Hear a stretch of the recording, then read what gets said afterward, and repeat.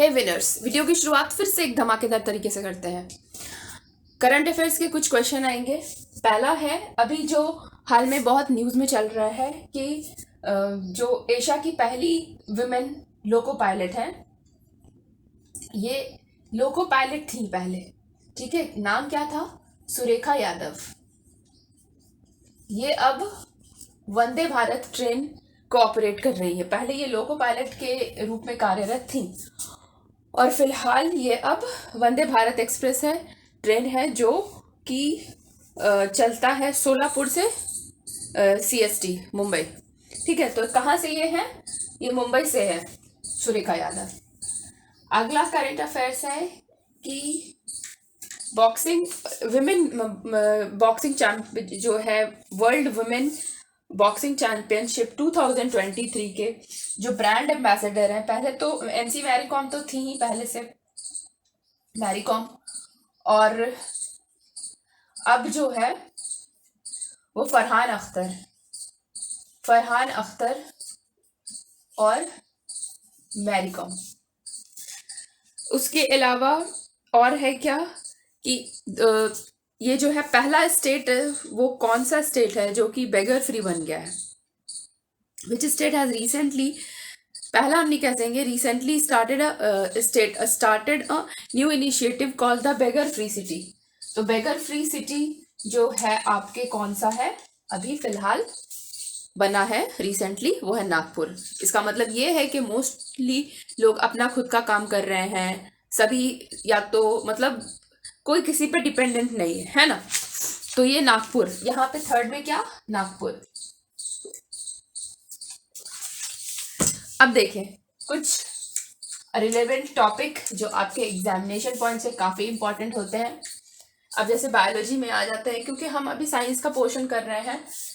आपको पता भी होगा, लेकिन क्या होता है, वीडियो देखने से कुछ कुछ चीजें ना दिमाग में रह जाती हैं। जैसे फ्लोरिकल्चर किसको बोलते हैं? कल्टीवेशन ऑफ अ प्लांट, जैसे कि फ्लावर उगाना, that is said to be floriculture. Forensic science, आपने CID में खूब देखा होगा कि वहां पे फॉरेंसिक साइंस का खूब इस्तेमाल होता है। एविडेंस के आधार पर जो है कोई भी क्राइम को डिटेक्ट करना, that is said to be the forensic science. Forestry क्या है? Development and the management of the forest is said to be forestry, है ना। ये कुछ कुछ टर्म्स थे, हर दिन मैं तो 4-5 टर्म्स ऐसे इसलिए लेकर आती हूँ कि ना एक बार में सारे टर्म्स देंगे तो आपको याद भी नहीं होगा। हर वीडियो में थोड़ा थोड़ा टर्म डालने से क्या होता है, आपके दिमाग में वो चीजें छप जाती हैं। और बस इतना ही है। अभी सेल टाइप में आते हैं। प्रोकार्योट्स किसको बोलते हैं? जहाँ पे जिन सेल्स में न्यूक्लियर मेम्ब्रेन नहीं मौजूद होता है, लैक ऑफ न्यूक्लियर मेम्ब्रेन होता है, उसको प्रोकार्योट्स कहते हैं। और न्यूक्लियर मटेरियल वाला पोर्शन है न्यूक्लियोइड कहलाता है। Other membrane bonded organelles are also absent, है ना। कौन कौन से मेम्ब्रेन बाउंड ऑर्गेनल होते हैं? माइटोकॉन्ड्रिया है, लाइसोसोम, गोल्जी बॉडीज एक्सेट्रा, ठीक है। उसके एग्जाम्पल में कौन सा आ जाता है? वायरस है, बैक्टीरिया है। और स्मॉलेस्ट ऑर्गेनिज्म आता है, यहां से क्वेश्चन एक राइज होता है कि स्मॉलेस्ट प्रोकार्योट ऑर्गेनिज्म या माइकोप्लाज्मा है, ठीक है। ये आपको याद रखनी है कि माइकोप्लाज्मा सबसे छोटा ऑर्गेनिज्म है जो कि प्रोकार्योट के अंदर आता है, जिसमें सेल मेम्ब्रेन नहीं होता है। एक्सेप्शन में आता है क्लोरोफिल। क्यों? क्योंकि इसमें होता है सेल मेम्ब्रेन, ठीक है। ये आपके फोटोसिंथेटिक बैक्टीरिया है जो प्लांट में मौजूद होता है, फूड बनाता है अपना खुद का। देखो अभी यूकैरियोट, पहले तो प्रोकार्योट्स आए, दूसरे नंबर में यूकैरियोट्स। ये भी सेल टाइप है जिसमें मेम्ब्रेन बॉन्ड ऑर्गेनल्स होते हैं, न्यूक्लियस भी होते हैं, और इसको क्या बोलते हैं? Unicellular multicellular plant and animal कहलाते हैं। अभी नेक्स्ट में आते हैं, बिगेस्ट सेल ऑर्गेनिज्म में क्या है? एसिटोबुलेरिया।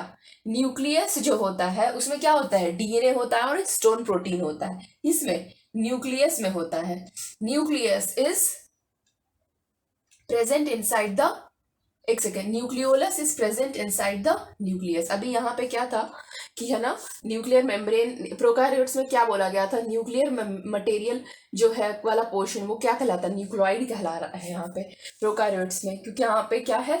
न्यूक्लियर मेम्ब्रेन है ही नहीं है, ठीक है। लेकिन पोर्शन का बात किया गया, यहाँ है न्यूक्लियर मेम्ब्रेन, तो nucleus is present inside the nucleolus is present inside the nucleus. और क्या क्या होता है, डीएनए और हिस्टोन प्रोटीन, ये चीज आपको याद रखनी है। ये कहाँ है, सिर्फ और सिर्फ यूकारियोट्स की बात हो रही है। फिजिक्स में कुछ देखो, आप लोग क्योंकि टेक्निकल बैकग्राउंड से, तो फिजिक्स आप लोग का ऑलरेडी अच्छा है, ठीक है। स्टिल फिर भी क्या है कि हाँ, न्यूटन सेकेंड लॉ क्या है, पहले फर्स्ट लॉ हम देख चुके थे। न्यूटन सेकेंड लॉ में rate of change of momentum यानी कि P1 माइनस P2 या डिवाइडेड बाई टाइम, है ना। Momentum of a body is directly proportional to the applied force.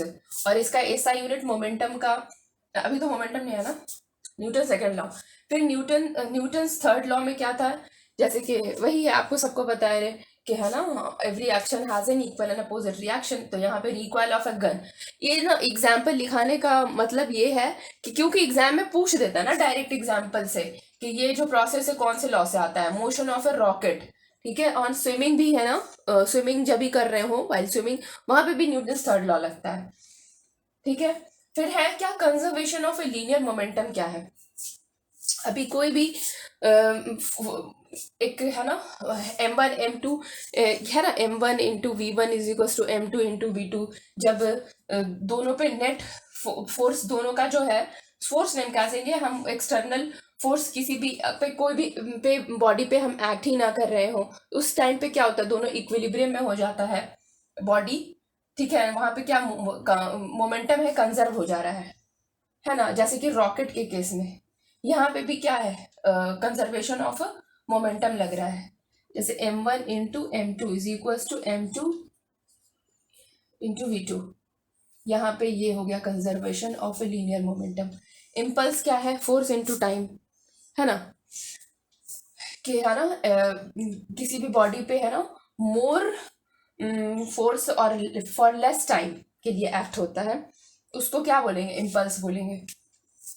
अभी फ्रिक्शन की बात करें तो देखो, आपके पास स्टैटिक है, लिमिटिंग, काइनेटिक और रोलिंग फ्रिक्शन, ये तीनों फ्रिक्शन है, चार फ्रिक्शन है। अब जैसे कि क्या, स्टैटिक में हम कांस्टेंट ऐसे खड़े हैं तो यहाँ पे स्टैटिक फ्रिक्शन आ रहा है, अभी 10 टू मूव करेंगे तो लिमिटिंग फ्रिक्शन आएगा। काइनेटिक फ्रिक्शन जब मोशन में रहते हैं। रोलिंग फ्रिक्शन, अभी जैसे फुटबॉल ले लो, बॉल ले लो, वो रोल कराओ तो वो में रोलिंग फ्रिक्शन लगता है। तो सबसे ज्यादा कहाँ पे, देखो यहाँ पे ये वाला डेटा आपको याद रखना है, ये जो है ना कि static friction is always greater than limiting, उसके बाद फिर काइनेटिक, फिर रोलिंग फ्रिक्शन आता है।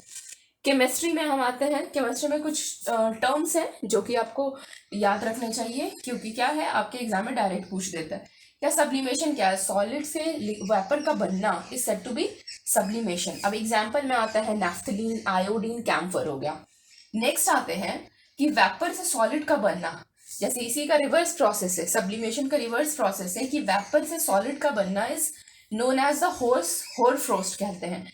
अब जैसे कि फिल्ट्रेशन की बात करें, removing solid particles from the liquid is said to be filtration. अब जैसे फिल्ट्रेशन ऑफ टी हो गया, और भी जैसे हम फिल्टर कर देते हैं ना कोई भी चीज, तो वो फिल्ट्रेशन के अंदर आता है। क्रिस्टलाइजेशन क्या है कि इम्प्योर सॉलिड मिक्सचर को अगर हम हीट करते हैं एट ए सुटेबल टेम्परेचर और सॉल्वेंट की मौजूदगी में, जैसे कि क्या है, अल्कोहल हो गया, वाटर हो गया, एसीटोन, क्लोरोफॉर्म, इन सब का इस्तेमाल करते हैं और फिक्स्ड एक बॉइलिंग पॉइंट कहाँ मैंने कि सुटेबल टेम्परेचर के प्रेजेंस में ये किया जाता है, तो वो क्या कहलाता है, क्रिस्टलाइजेशन कहलाता है। और हम ये जब भी करेंगे ना तो मतलब हम नॉर्मल, जैसे कि एग्जाम्पल में आ जाएगा चीनी का बनना, क्रिस्टलाइजेशन ऑफ हनी, है ना। अब या फिर आप आइस क्यूब जमाते हैं ना, आइस पानी से, तो फिर क्या, ये भी क्रिस्टलाइजेशन का एग्जाम्पल है। अभी क्या नेक्स्ट, फ्रैक्शनल क्रिस्टलाइजेशन क्या है, क्या है, crystallization at a different interval of a time हो जाता है।